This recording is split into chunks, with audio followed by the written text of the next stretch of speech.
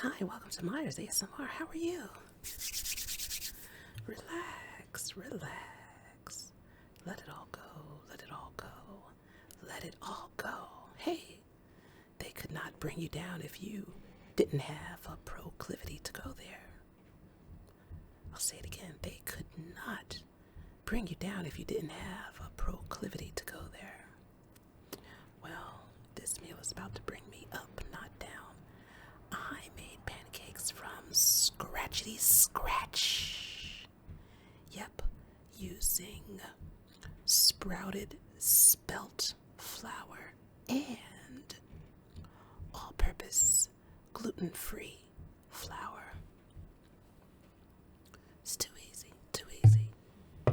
Honestly, this was just as easy as mixing up a mix. So let me try it without any syrupy.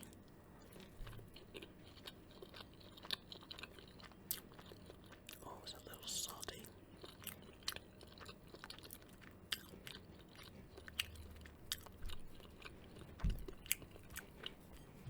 Yes, I did put some sea salt.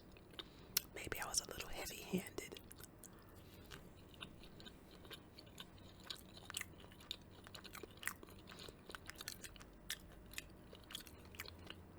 Sometimes I'd rather dip into my syrup. So I just put some pure maple syrup into here. So I could do a nice dipping action.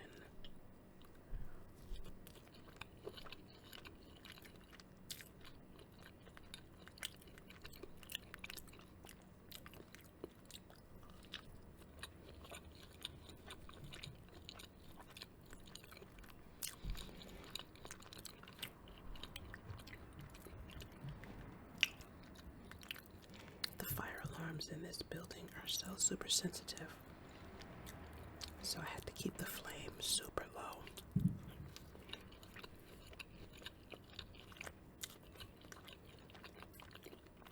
So because of that, these took longer than they should have. But it was still pretty quick.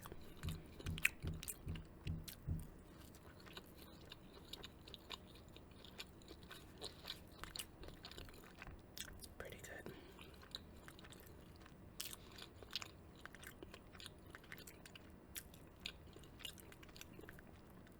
So it's just 1 cup of flour, a half a teaspoon of baking soda, 1 teaspoon of baking powder,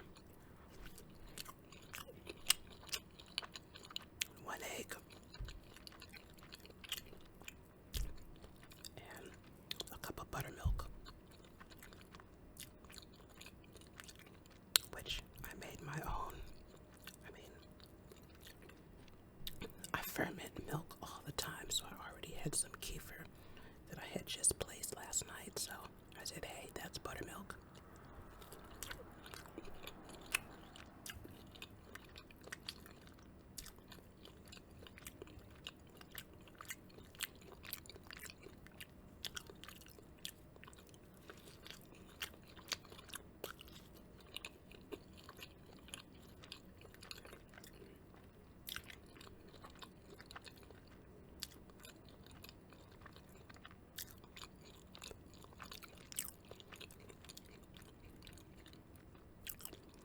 And then you put whatever seasonings you want. I put nutmeg and cinnamon, which makes them taste divine.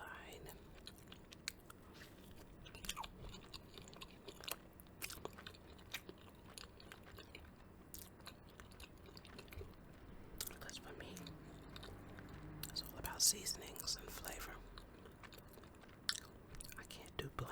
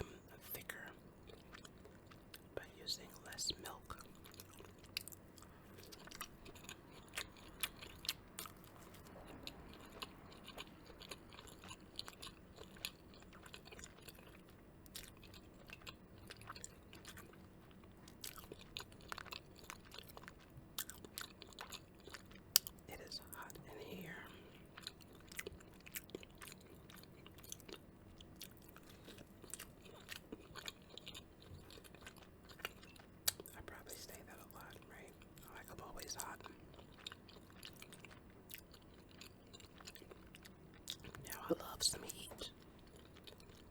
I really do, especially since when I was growing up, like the house was always cold.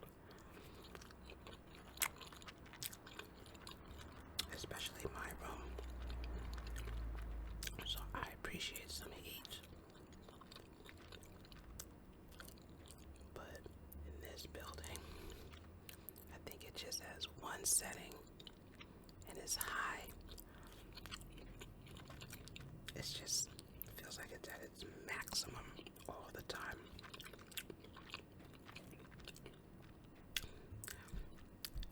And opening the windows, sometimes it doesn't help.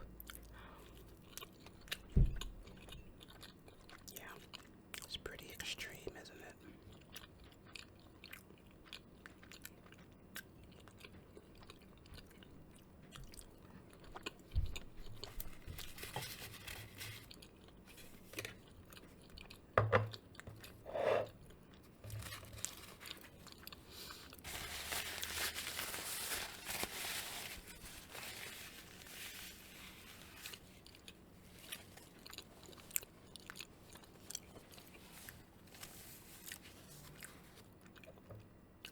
I'm running out of syrup.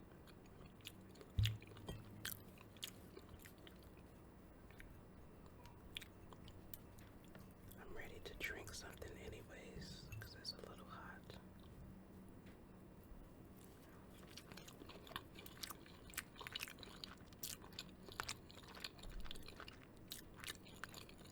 Pure maple syrup is the best. And it's better for you too.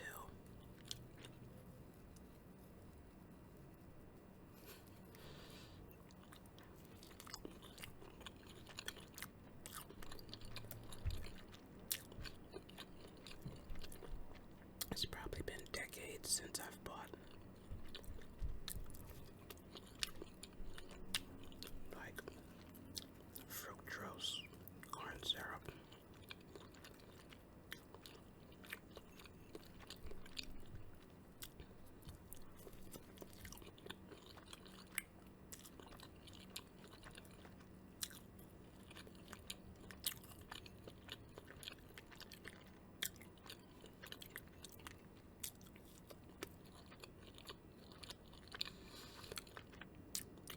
I don't know why I thought I didn't need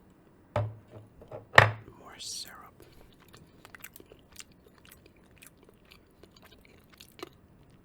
These are really good.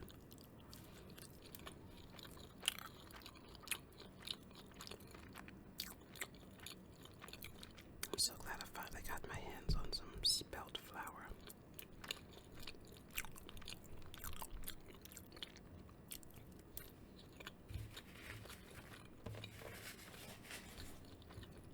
Gotta take care of ourselves. Right.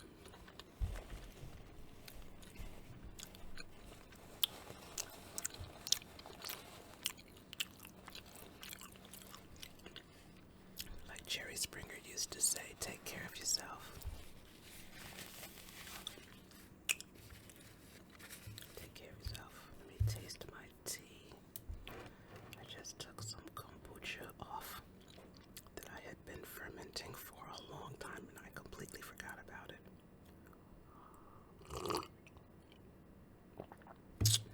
Wow, that thing tastes like soil. So I mixed it with some peppermint tea because it's pretty concentrated the way it is now. I'll have to dilute it. I make my kombucha in gallon batches and I boil 8 black tea bags.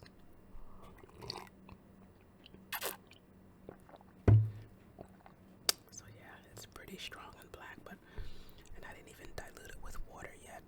So I just poured maybe less than half a cup of the kombucha, and then the rest was the peppermint tea.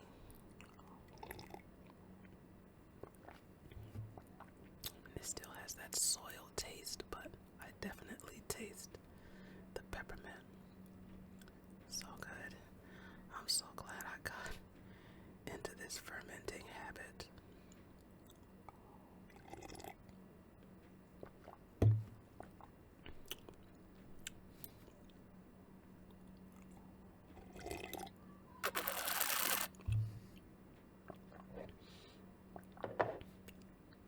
Wow, I think some people wonder, how can I be like this? I don't consider myself a health nut. And if I was, so what? But honestly, I'm just kind of following the footsteps of the way I was raised. My mom used to read health food books. It's not like she was a health nut either, but she grew up on that typical Southern American diet, a lot of fried foods, a lot of oily meats, fried chicken, macaroni and cheese type of stuff. And when she had her family, she just wanted to do better. And thank goodness she did.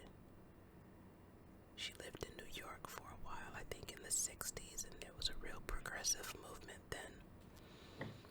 Dick Gregory was popular. He had written some books about health, and she read those books and she started implementing what she was reading about health, and I guess the lectures she was attending. So thank goodness. And I saw the switch. I saw how she went from frying chicken and making beef tongue and all of that to, a real change. She just knew that all that fried stuff wasn't good for her family. And I saw her with her herbs and vitamins, and we had vegetables at every meal. She was determined, if my dad stopped by KFC, back then they called it Kentucky Fried Chicken, if he brought home a bucket of fried chicken, before we could even touch it, she would make a pot of spinach or greens, some vegetable, some green vegetable to go with it. She said, there's no way in the world y'all just gonna have some chicken and biscuits and fries. She said that's not healthy. You need some nutrition to go along with it. And of course we didn't want some greens or spinach. We just wanted our fried chicken. But I'm so glad that she was the way that she was.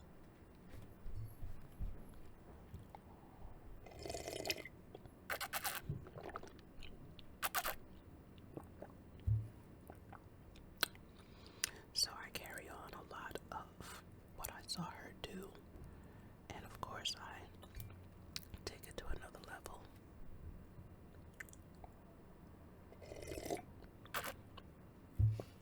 Which is what you're supposed to do.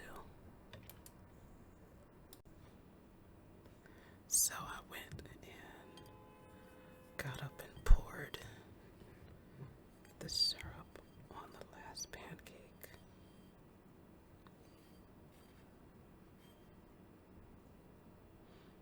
I had more in the batch. There were like 3 more, so this makes about 6. I got the recipe off of emeralds.com, and I've been looking at his website for about 22 years now, because to me his recipes just never fail, and he knows what he's doing.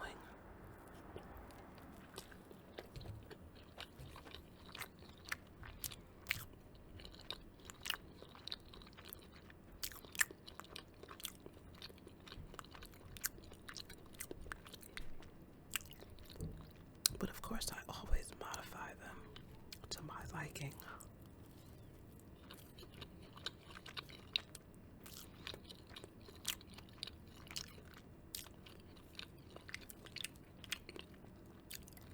Sometimes when I don't know what I want for lunch,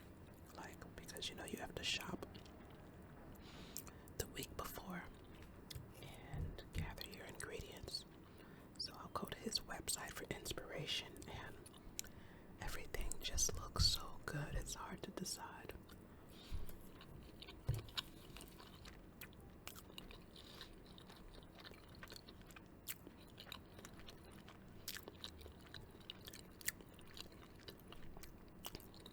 So this week, it's going to be stir fry.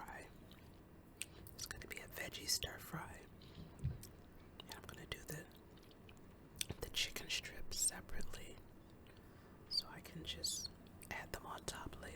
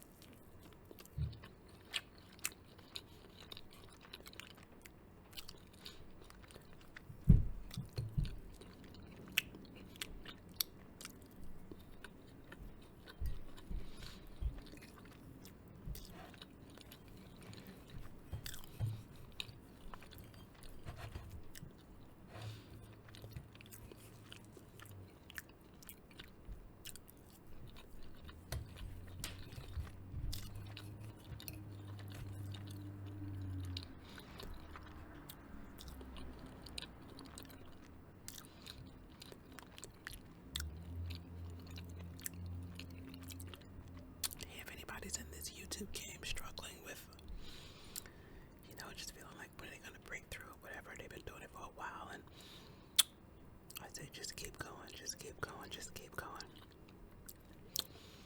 Don't compare yourself to anybody else. I do what I do, because you have to do what's sustainable. These people have teams. They're full-time. They pay a staff. So they're not doing all that work themselves. They're not doing all that research. Me. It's just me, baby. And I have a separate full-time 9-to-5 job, so I have to keep it simple. I have to keep it bare bones, y'all. Because it's just me. I'm not complaining. I'm just saying, don't compare yourself.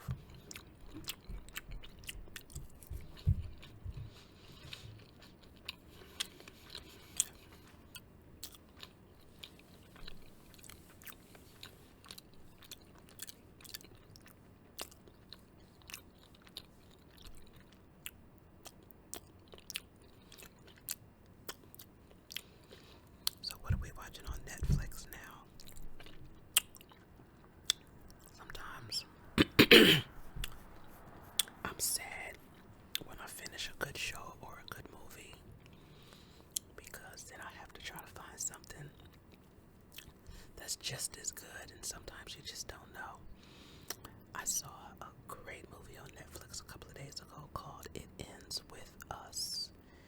It Ends With Us. So freaking good. Never knew I was gonna like Blake Lively so much.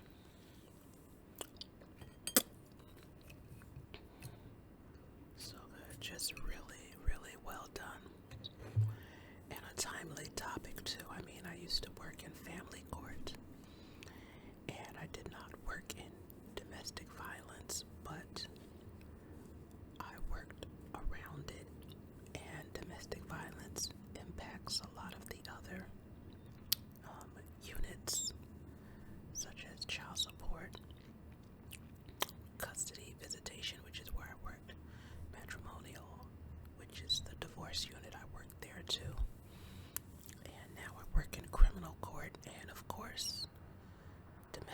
violence cases are like, an everyday occurrence. So, yeah, that movie really, it sparked my interest. So, just take care of yourselves, and recognize the signs.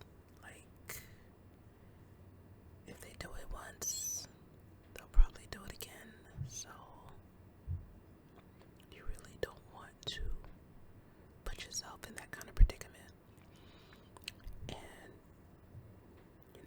she had a newborn baby and she walked away. She got out of there,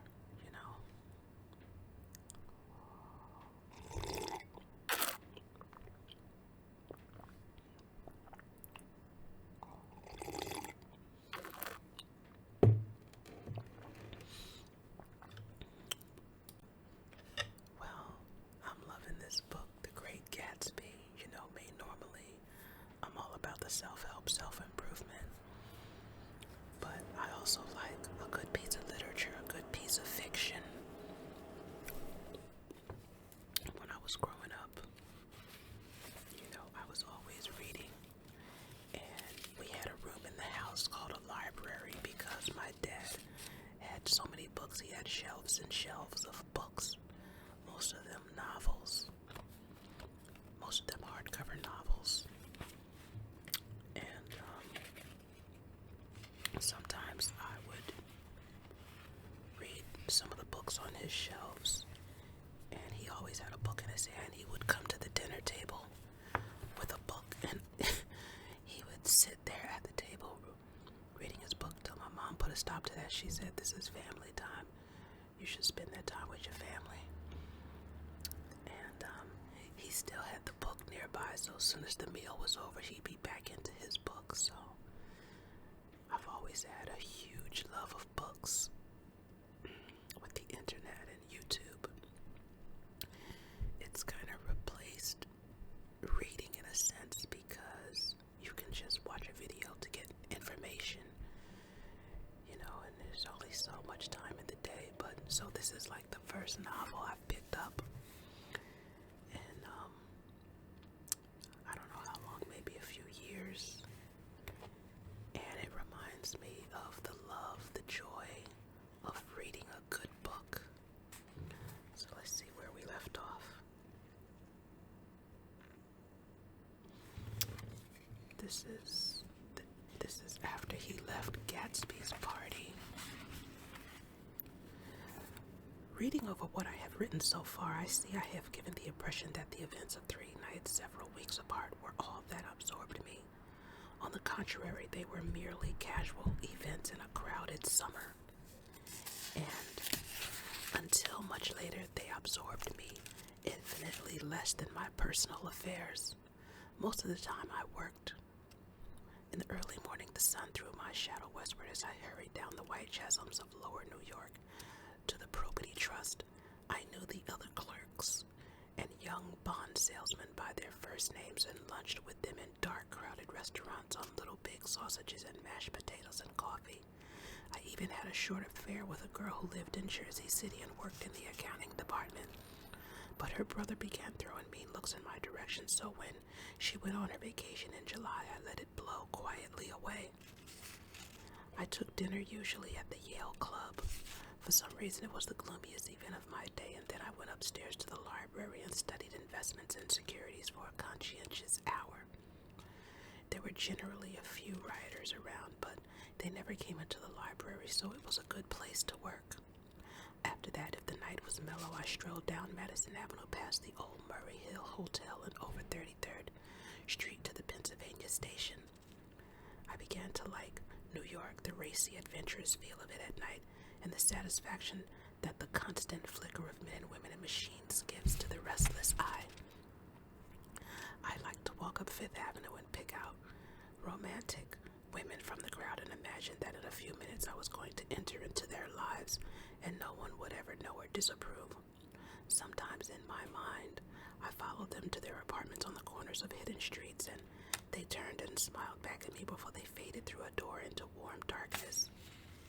At the enchanted metropolitan twilight, I felt a haunting loneliness sometimes and felt it in others, poor young clerks who loitered in front of built windows waiting until it was time for a solitary restaurant dinner.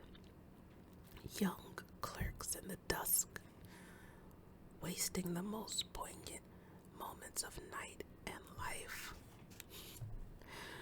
Oh my gosh, that resonates right there. I can feel that. I remember as a youngster working in those big high rises in New York and honestly kind of getting that sense like I'm wasting my youth in this boring job. Like, what am I doing with my day? So I don't feel that way now. I mean, the courthouse is just infinitely interesting and amazing. Again at 8 o'clock, when the dark lanes of the 40s were 5 deep with throbbing taxicabs bound for the theater district, I felt a sinking in my heart. Forms leaned together in the taxis as they waited, and voices sang, and there was laughter from unheard jokes, and lighted cigarettes outlined unintelligible gestures inside. Imagining that I, too, was hurrying toward gaiety and sharing their intimate excitement, I wished them well. For a while, I lost sight of Jordan Baker, and then in midsummer, I found her again. At first, I was flattered to go places with her because she was a golf champion and everyone knew her name. Then it was something more. I wasn't actually in love, but I felt a sort of tender curiosity. The bored, haughty face that she turned to the world concealed something. Most affectations conceal something. Eventually, even though they don't in the beginning, and one day I found what it was. When we were on a house party together up in Warwick, she left a borrowed car out in the rain with the top down and then lied about it, and suddenly I remembered the story about her that had eluded me that night at Daisy's. At her first big golf tournament, there was a row that nearly reached the newspapers, a suggestion that she had moved her ball from a bad lie in the semi-final round. The thing approached the proportions of a scandal, then died away. A caddy retracted his statement, and the only other witness admitted that he might have been mistaken. The incident and the name had remained together in my mind. Jordan Baker instinctively avoided clever, shrewd men, and now I saw that this was because she felt safer on a plane where any divergence from a code would be thought impossible. She was incurably dishonest. She wasn't able to endure being at a disadvantage, and given this unwillingness, I suppose she had begun dealing in subterfuges when she was very young in order to keep that cool, insolent smile turned to the world, and yet satisfy the demands of her hard, jaunty body. It made no difference to me. Dishonesty in a woman is a thing you never blame deeply. I was casually sorry, and then I forgot it. It was on that same house party that we had a curious conversation about driving a car. It started because she passed so close to some workmen that our fender flicked a button on one man's coat. "You're a rotten driver," I protested. "Either you ought to be more careful or you oughtn't to drive at all." "I am careful." "No, you're not." "Well, other people are," she said lightly. "What's that got to do with it?" "They'll keep out of my way," she insisted. "It takes two to make an accident." "Suppose you met somebody just as careless as yourself." "I hope I never will," she answered. "I hate careless people. That's why I like you." Her gray, sun-strained eyes stared straight ahead, but she had deliberately shifted our relations, and for a moment I thought I loved her. But I am slow thinking and full of interior rules that act as brakes on my desires, and I knew that first I had to get myself definitely out of that tangle back home. I'd been writing letters once a week and signing them "Love, Nick," and all I could think of was how when that certain girl played tennis, a faint mustache of perspiration appeared on her upper lip. Nevertheless, there was a vague understanding that had to be tactfully broken off before I was free. Everyone suspects himself of at least one of the cardinal virtues, and this is mine. I am one of the few honest people that I have ever known. This book is coming apart, and it's actually brand new. Look at that. Each page I turn just comes undone. So, that's interesting. I have not seen that happen to a book before. So I'm up to chapter 5.